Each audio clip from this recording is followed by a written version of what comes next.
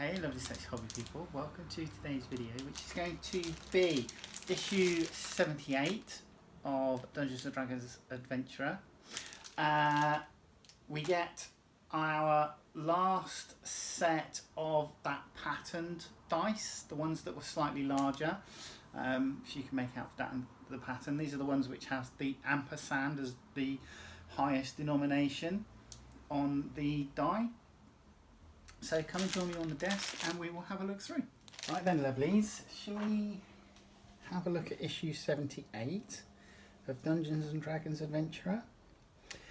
I think this is our last set of this pattern of dice.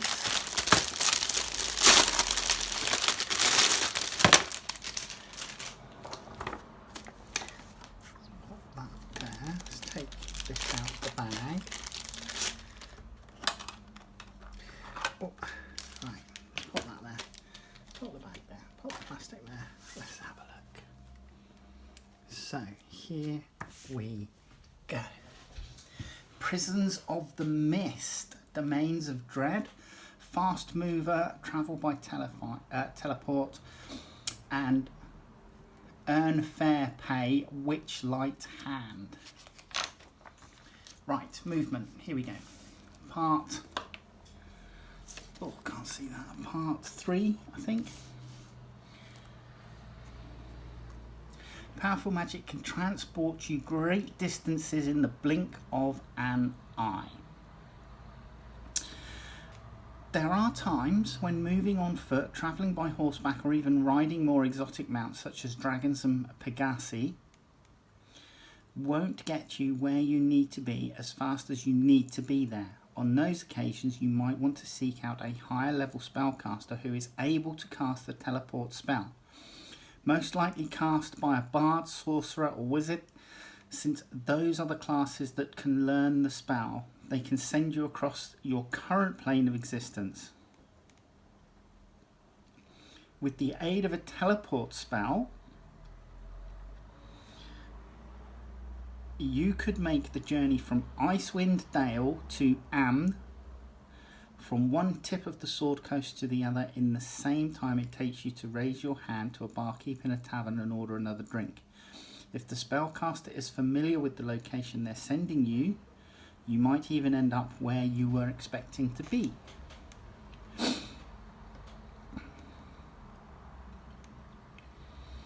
Cool. Okay. 7th level conjuration for teleport spell. Casting time is 1 action, range is 10 feet, duration instantaneous, components V. This spell instantly transports you and up to 8 willing creatures of your choice that you can see within range, or a single object that you can see within range, to a destination you select. If you target an object, you must be able to fit. It must be able to entirely fit inside a 10-foot cube, and it can be held or carried by an unwilling, and it can't be held or carried by an unwilling creature. The destination you choose must be known to you, and it must be on the same plane of existence as you. Your familiarity with the destination determines whether you arrive there successfully. The DM rolls a D100 and consults the table below. So there's a teleportation mishap table. For those that also play Warhammer 40k, you may recall that you could have a teleport mishap. Before they took away the mishap dice, you would roll a couple of D6s and the teleportation mishap dice. If you got a target symbol, then you arrived exactly where you intended to teleport from. But if you got an arrow, then what you did is you added up the total that was rolled on the 2d6s, and then you moved your teleported squad that distance in the direction of the arrow. And if you ended up off the table edge, then your squad was destroyed. If you ended up in difficult terrain, they all had to take difficult terrain tests, and so on and so forth. It was a real pain in the bum, but added a bit of spice, and it seems that this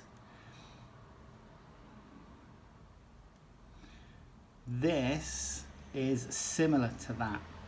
So it says familiarity, and then you have a permanent circle, so teleportation circle, or associated objects that you know. If you're very familiar, if you've seen casually, if you've viewed once, if you're just working off a description, or if it's a false destination. And essentially, you get a mishap, or a similar area, or you're off target, or you're on target. And each of this changes. So permanent circle and associated object, doesn't matter what you roll. If you roll 0 to 100, you're on target. But if you're only very familiar, then on a 1 to 5, you might get a mishap. On a 6 to 13, you end up in a similar area, not necessarily where you want it to be. 14 to 24, you're off target, but then 25 to 100, you're on target. And that on target reduces, the chances reduce as you go down the table. So yeah, that is quite a chance if you don't know where you're teleporting. And it describes, so familiarity, your chances of getting to your required destination are based on a number of factors. The spellcaster's ability, familiarity with location can make the difference between you stepping out of a prepared circle at your desired setting and being racked with force damage following a teleportation mishap. The following terms of the familiarity column of the table are explained below. A permanent teleportation circle whose sigil sequence you know, for example there. Associated object, you possess an object taken from the desired destination within the last 6 months, such as a book from a wizard's library or a chunk of marble from a lich's secret tomb. Very familiar, a place you have been very often, a place you have carefully studied, or a place you can see when you cast the spell. Seen casually, some place you have seen more than once but with which you aren't very familiar. Viewed once, a place you have seen once, possibly using magic. Description, a place whose location and appearance you know through someone else's description, perhaps from a map. A false destination, a place that doesn't exist. Perhaps you tried to scry an enemy sanctum but instead viewed an illusion, or you are attempting to teleport to a familiar location that no longer exists. And then it just talks about your targeting issues here. Mishaps, if the DM's role puts you in the mishap column, the spell's unpredictable magic has resulted in a difficult journey. Each teleporting creature or the target object takes 16 3d10 force damage. That might not be the end of your problems though, as each mishap triggers a reroll on the table to determine your true destination, but every roll risks incurring another damaging mishap. Wow. Eye and Hand of Vecna. Sage Advice C, Spellcasting 17a. Would you lop off your own hand or gouge out an eye to gain ultimate arcane power? Dare you follow in the steps of the multiverse's foulest megalomaniac? Oh, aye. When some spellcasters wish to live on way beyond death, they use an unnatural ritual to turn themselves into a lich. Any lich is powerful, but the greatest of these undead beings is the Archlich Vecna. Vecna was, in his time, one of the mightiest of all wizards, forging a terrible empire through dark magic and conquest. So formidable and hideous was Vecna's temper that he was known as the Whispered One, as his subjects feared even to speak his name except in a hushed voice. Though his more aggrandizing titles include Master of the Spider Throne, the Undying King, and Lord of the Rotted Tower. Maybe what you need is to get 11 down there and sort him out. So we have a zombified, mummified hand. So, Eye of Vecna. The eye looks like a bloodshot organ torn free from the socket. To attune to the eye, you must gouge out your own eye and press the artifact into the empty sockets. Yeah, good luck with that. Hand of Vecna. The hand is mummified and shriveled left extremity. To attune to the hand, you must lop off your left hand at the wrist and then press the artifact against the stump. Good luck with that also. I'm sorry, but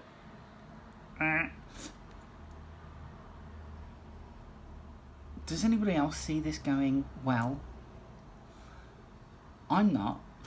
Anyway, you have true sight with the Eye of Vecna. You can use an action to see if you were wearing... Sorry, you can use an action to see as if you were wearing a ring of X-ray vision. You can end this effect as a bonus action. The eye has 8 charges. You can use an action and expend 1 or more charges to cast one of the following spells. Save DC 18. Clairvoyance 2 charges, Crown of Madness 1 charge, Disintegrate 4 charges, Dominate Monster 5 charges, or Eye Bright 4 charges. The eye regains 1d4 plus 4 expended charges daily at dawn. So with the Hand of Vecna, your strength score becomes 20 unless it is already 20 or higher. Any melee spell attack you make with the hand and any melee weapon attack with a weapon held by it deals an extra 2d8 cold damage on a hit. That's handy. The hand has 8 charges. You can use an action and expend 1 or more charges to cast one of the following spells. Save DC is 18. From it, Finger of Death. The Finger of Death. 5 charges, Sleep 1 charge, Slow 2 charges, Teleport 3 charges. The hand regains 1d4 plus 4 expended charges daily at dawn.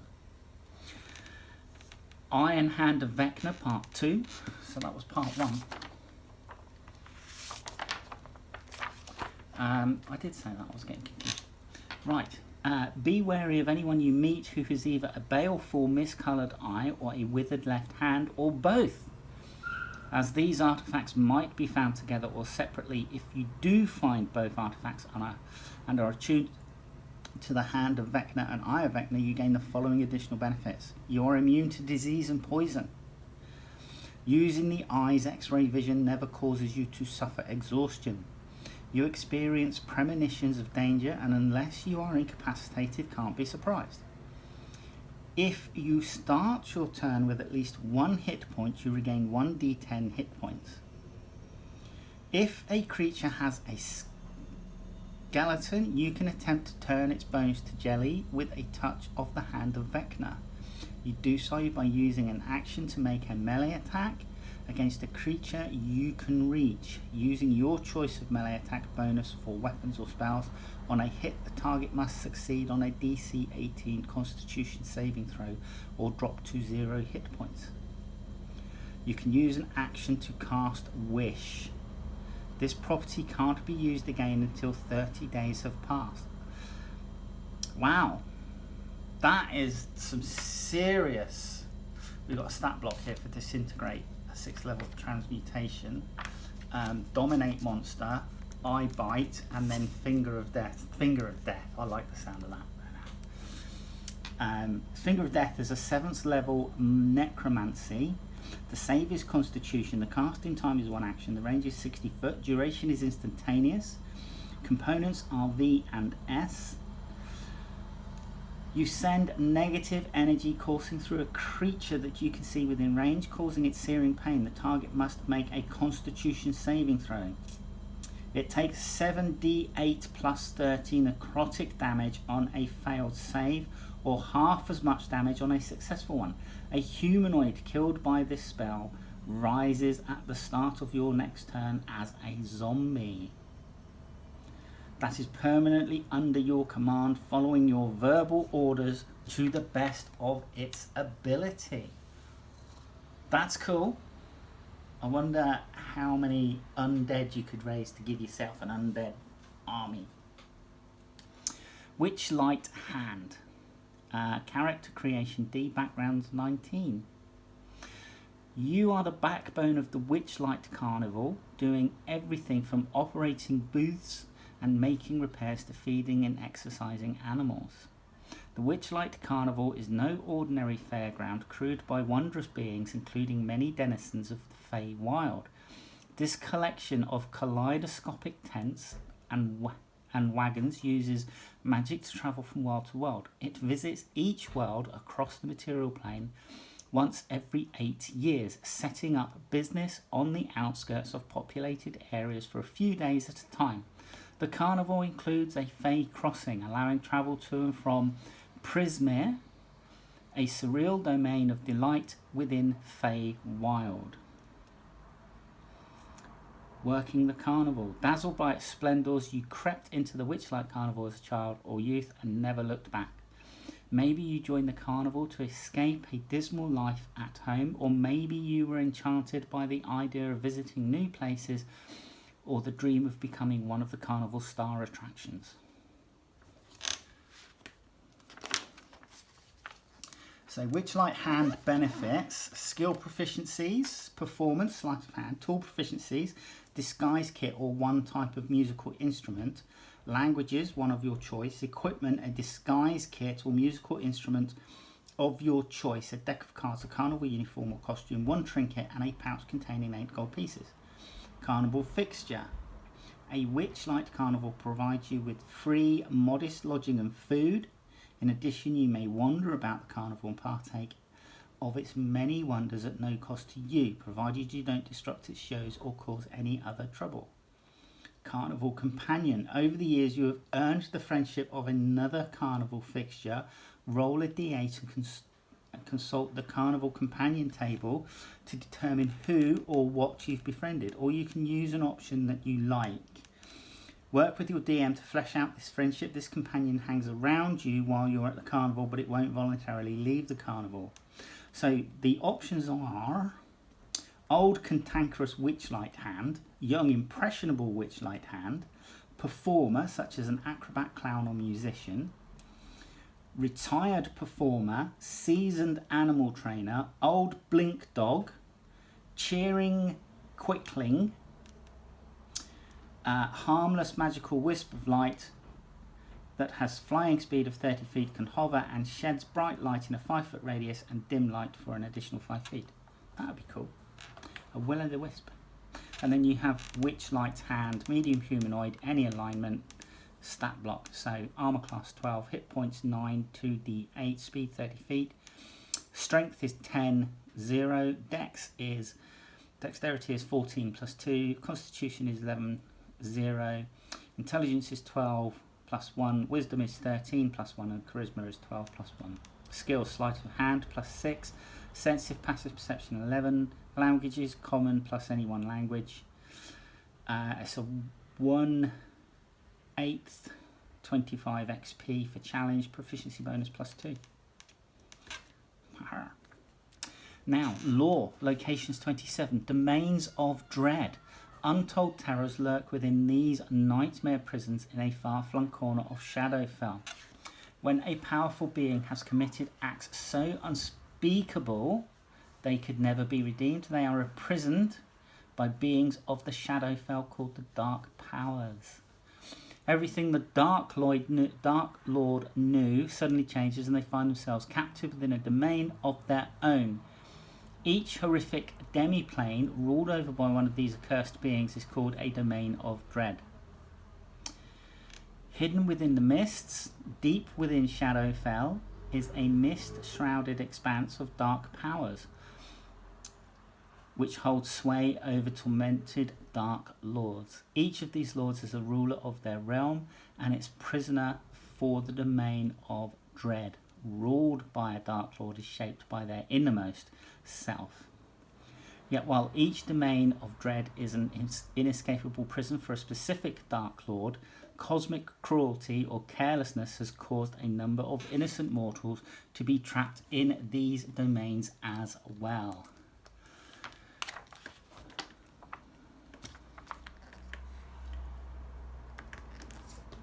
Domains of note. So we got several here. Barovia, Darkon, Valkovnia, Harakir, Haslan, and Valakan. Then Law A, locations 28B, mimic colonies. One mimic is bad enough, so imagine a whole village of them. Luckily, it's possible to bargain with these shape-changing monstrosities. Is it? I didn't know that. Didn't really know that. Those of you who have been playing our campaign since the start may recall encountering a mimic way back in Encounter 2. These cunning shape changers can imitate virtually anything. In dungeons, this often takes the form of doors or chests, or in the case of that early encounter, an innocuous looking statue. All too often, adventurers are unaware that they are sharing a room with one of these predators until it's too late. While most mimics are solitary hunters with little ambition beyond locating the next meal, some have developed greater intelligence and can converse, usually common or undercommon, occasionally exchanging safe passage for food.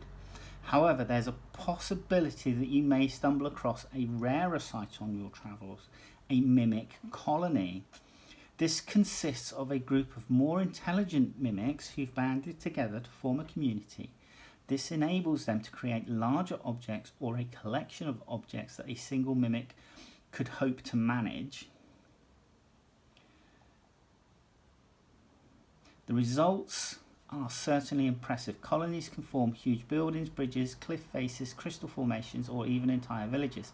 Mimic colonies are found in a variety of environments, from the open wilderness to underground locations such as Underdark, and the number of mimics within a colony can vary.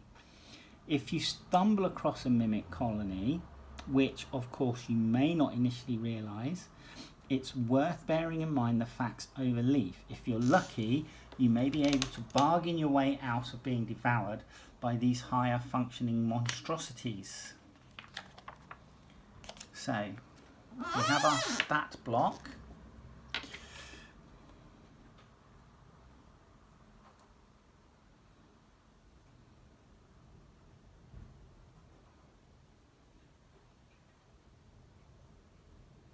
So, medium monstrosity, shape changer, neutral, armor class is 12, hit points is 58, 9d8 plus 18, speed is 15 feet. They have strength of 17 plus 3, dexterity of 12 plus 1, constitution of 15 plus 2, intelligence 5 minus 3, wisdom 13 plus 1, and charisma is 8 minus 1. They have stealth skill at plus 5, immunities, damage immunities acid, condition immunities prone, dark vision to 60 feet, passive perception 11, challenge 2, 450 XP, proficiency bonus plus 2. Some mimic colonies are more hostile than others, but the primary goal of any colony is survival. If a colony knows it can't overpower a party of adventurers, it's likely to be willing to buy them off with information about an individual or location they're searching for, or hidden treasure, which colonies have sometimes acquired from earlier meals. They have even been known to offer up one of their own young. However, if a colony is confident it can survive a battle, it's going to be a much tougher battle than taking on a lone mimic, especially as it can combine its power using special lair actions. The rules for these actions are outlined below. So mimic colony lair actions. On initiative count 20, losing all ties, the mimic colony takes a lair action causing one of the following effects. It can't use the same effect 2 rounds in a row.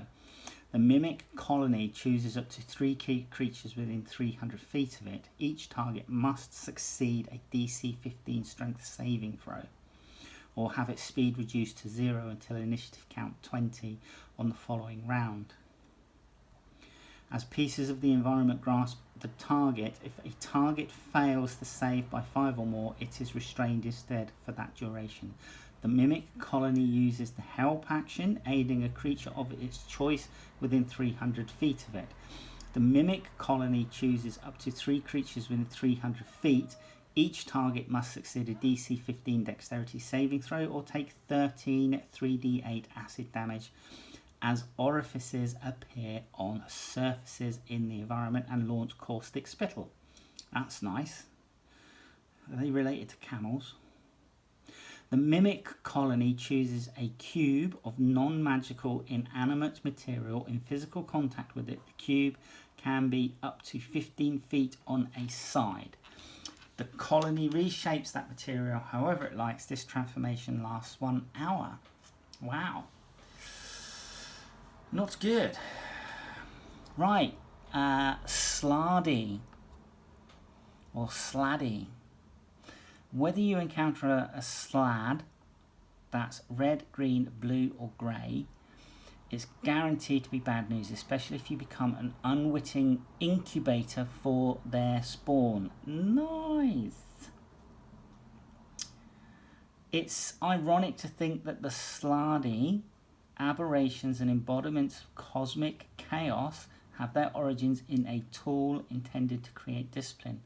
The spawning stone was a colossal object created by Primus, overlord of the order-obsessed construct species called Modrons, who cast it into the chaotic plane of Limbo in the belief that it would improve order in this plane and beyond. While it worked for a time, the chaotic energy absorbed by the stone spawned a terrible new entity, the Slardy.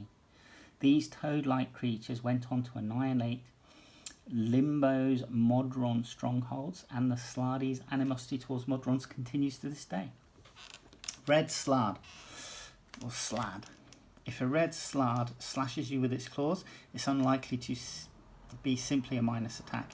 This aberration may well have just infected you with a parasite. Its eggs live in glands underneath its claws. After the initial implantation, the egg proceeds to gestate inside its host, eventually hatching into a tadpole that eats its way out of the host's body. Once it has burst free of the host body and fed on the remains, a slad tadpole changes into a fully grown slad within 2d12 hours. If the host was a 3rd level spellcaster or higher, the tadpole will turn into a green slad, otherwise it will evolve into a blue slad. Only certain spells, such as Lesser Restoration, can remove a slad tadpole from an infected host. And then we have some different ones. So, we've got a death slad. Slad control gems. In addition to being born through humanoid hosts, some Slardy continue to be born from the spawning stone. When this happens, the stone magically implants a fragment of itself into the monster's brain, which is always the same colour as the slad. Sometimes a spellcaster or an adventurer proficient in medicine is able to take control of the gem to bend the slad to its will, though the effect ends if the gem is destroyed. While Slardy born via humanoid hosts lack gems, they can gain one if they come into contact with spawning stone. In fact, as all Slardy in Limbo are irresistibly attracted to this object, most in the realm attain one. Encounter Death to the Undying. This adventure is balanced for 5th level characters, blah blah blah. Playing time is 1 to 2 hours. Encounter background. The time has come. While Neverwinter is under siege, the characters and their allied forces have destroyed many of the Undead Horde's key forces, including the Shadow Knight.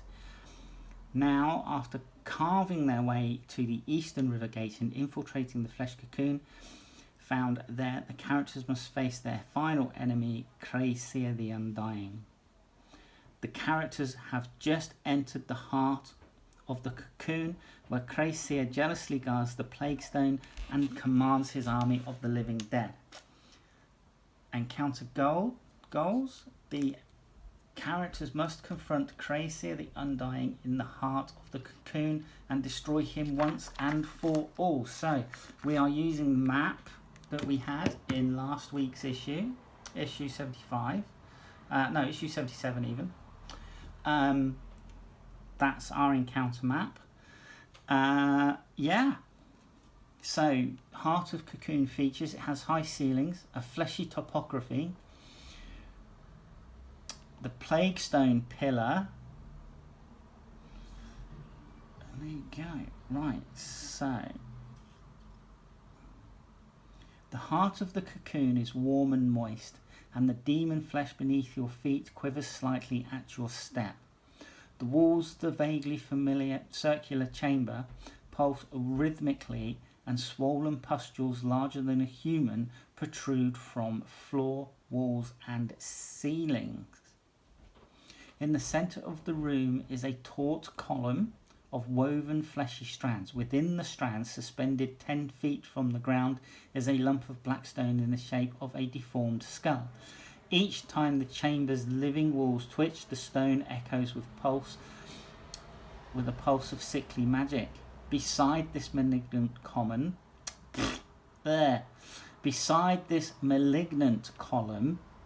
of flesh stands Cracia, adorned in gore-spattered black robes and a ram-horned helmet. Fantastic. Nice bit of artwork there. So, yeah, you're going to go on, you're going to battle Cracia. We've got Quasits in action. There's their stat block for them.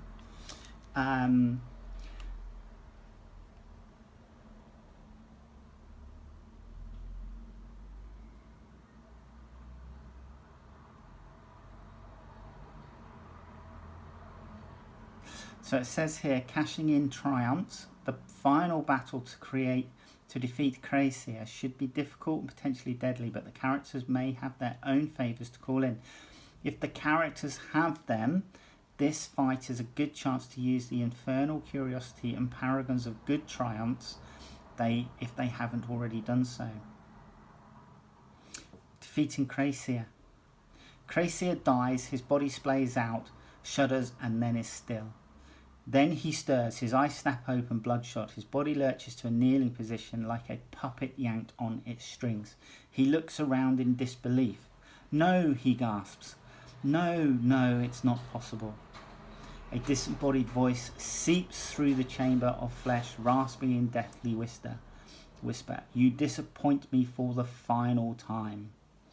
Cracia looks up, his eyes wide in fear and dawning horror. No, my lord, please, he cries, his voice shrill with desperation. More power. Please grant me just a little more power, and I can sacrifice them all in your name. His body lifts slowly into the air, and he begins to scream in terror. The scream becomes a howl of pain as Cracia's back bows at an impossible angle, with only his head and feet touching the floor as he writhes horribly before you. The scream goes on and on. With an audible snap, a spectral form is torn from Cracia's body. His screams cease, his body falls limp to the ground. With one last bone-chilling shriek of eternal terror, Cracia's soul is yanked into nothingness. There you go. Right, and then Cracia the Undying, stat block. So medium humanoid, any alignment, armor class 13, 16 with mage armor, hit point 78, 12d8 plus 24, speed 30 feet. He has strength 10, which is 0, dexterity 16 plus 3, constitution 15 plus 2, intelligence 12 plus 1, wisdom 12 plus 1, and charisma 18 plus 4. Saving throws, wisdom plus 4, charisma plus 7. Skills, arcana plus 4, deception plus 7, persuasion plus 7, religion plus 4. Damage resistance, fire, necrotic, senses, dark vision 60 feet, passive perception 11. Languages, common and abyssal. He's a challenge 7, 2,900 experience points. Proficiency bonuses plus 3. He has multi-attack, a scimitar, abyssal consumption, and spellcasting.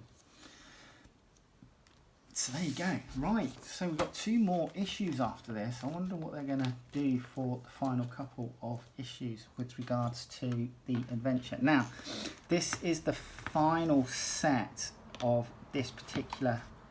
I think it's the final set, she said. Yeah, it is. Sure it is. Yeah.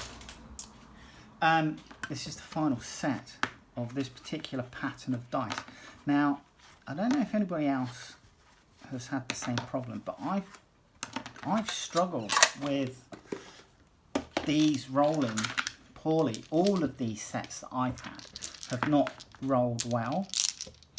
But this particular set, the ampersand, which is the and symbol, is the highest denomination on the dice. So on this one it's 20, on this one it's 6, and so on. This one 8, the D12 it'll be 12. It's not on the D4, but we have it on the D10 and the D100. So yeah, these look greeny black. Let's have a look. It says a set of white dice. Yeah, white and black. Oh, we got a 16 on the D20. And we got a 10 on the D20. Yeah, I mean, I've used these a couple of times and they've never really rolled well for me. This particular style of dice, they've always seemed to roll a bit. Their rolls have always been a bit lackluster. We've had 18 a couple of times, 15 a couple of times, and that. But yeah, I mean, it's quite nice. That I like the pattern. I like the fact that you get the ampersand here as your highest denomination, but I haven't used them. I don't really use them in games. The metal set that we got, I use that a lot. That really rolls well for me. But there you go, that was issue 78. I hope you enjoyed it, and hopefully you'll join me in the next video. Alright, take care. Bye bye.